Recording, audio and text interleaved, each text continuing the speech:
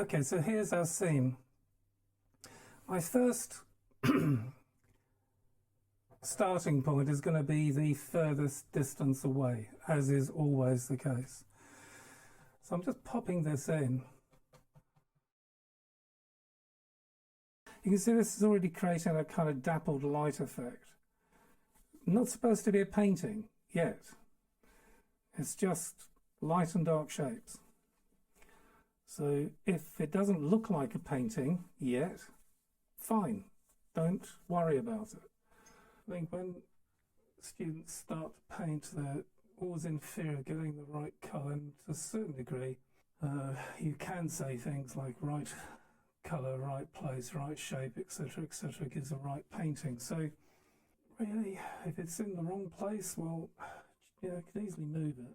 More important is you enjoy the process.